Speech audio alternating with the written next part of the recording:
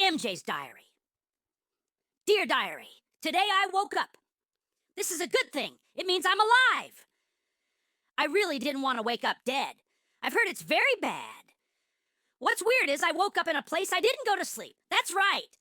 I went to sleep under my tree, and when I woke up, I was in the basement of a house with a bunch of strange people staring at me. I was almost naked. Luckily, it had been cold last night, so I wore my underwear. So, there I was, half naked and being looked at. I was a bit worried they'd try to eat me like Mom did. But one of them was really nice and gave me a dagger to fight with. I have no clue what we were going to be fighting, though. I thought maybe one of them would challenge me to trial by combat. So, I accepted the dagger, but mostly all they did was talk. These people love to talk. I decided to bid them farewell and take my leave. I had a feeling it would take me a while to get home, so I figured I should get a move on. I headed through an open door and found a bedroom. The bed wasn't made, but had some sheets. That's when the pretty red-haired one came in and told me the house was haunted. The last owner had an affair, and his wife got mad and cursed the house. Not sure why she cursed the house and not him. I mean, the house didn't cheat on her. I think she killed the kids too. Something about a beast. Maybe she fed the kids to the beast. But apparently, we can't leave until the beast is killed. And we have to do it fast, or the house will eat us. I've never been eaten by a house, but it doesn't sound like much fun. Once again, the group started talking. They do that a lot. We don't have time to talk. I don't want to get eaten by a house. So I started trying to find the animal so I can kill it and go home. Shouldn't be any worse than killing the wolf that tried stealing my tree root house. I went down a hallway and found a chest. That's when the kitty cat ran past me and tried to open the lock. I figured I'd help him. Us rogues need to stick together. Maybe we can even form our own guild when we get out of this house if it doesn't eat us. The lock was really old and fell apart. The kitty cat named Poe tried pretending he was still opening it, but I saw the spring fall out. Inside the chest was a sword.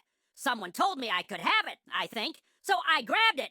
It was very nice, very shiny. I think it's silver. I hope the animal is a werewolf, because Old Man Niles, the storyteller, says werewolves are easily killed by silver.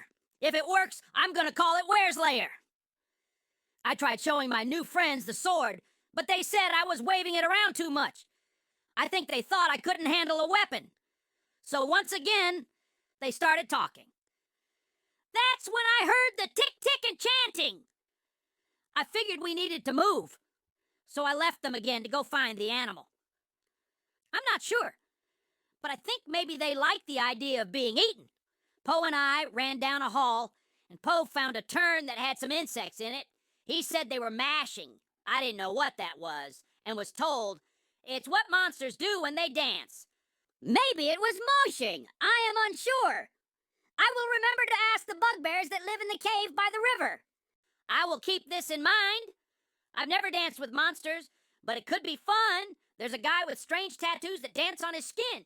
He was afraid of the insects. At least I think it was him. They do a lot of talking.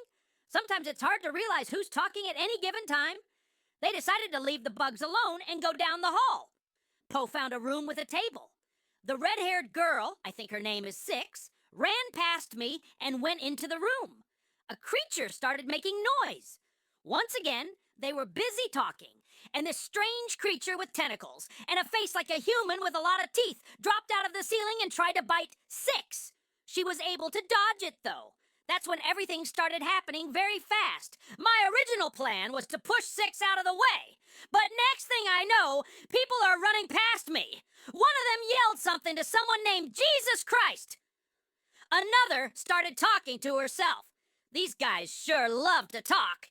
And the fight was on. Before I knew it, the creature was damaged. I decided maybe it would try to grab 6 and pull her into the ceiling. So I figured I'd jump on it, stick my sword in it, and hang on. Maybe pull it out of the ceiling. It proved to be a slippery sucker. I slipped right off and landed on the floor next to the table. It lunged at 6 again and got her this time. I was trying to figure out my next move when I think a spell was cast or something, because the creature's tentacles flew off and landed about 20 feet from its body.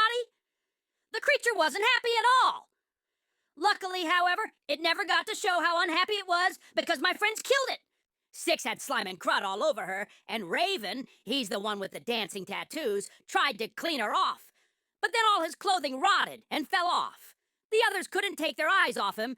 They were all talking and looking as he stood there wearing nothing but a smile. I personally think he enjoyed being naked. I, however, wasn't going to look. Maybe if Six's armor had done the same, I would have stayed and looked. She is very pretty. Don't tell her that.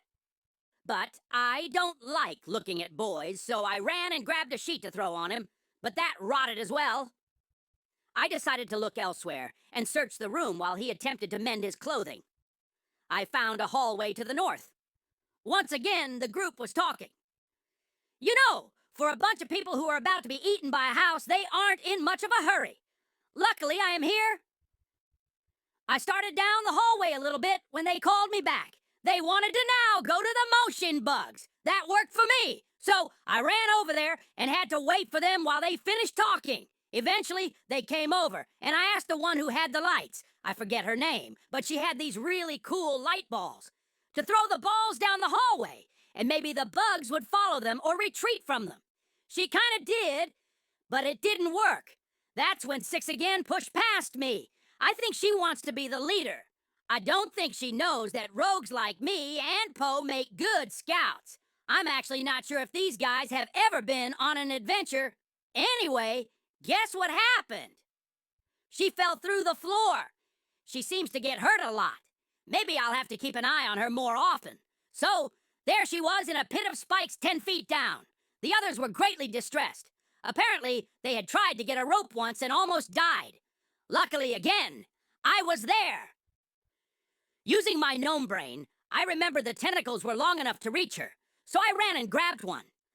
I tossed one end down, but because of the slime, she couldn't get up. They discussed making a ladder, but without rope. Not gonna happen.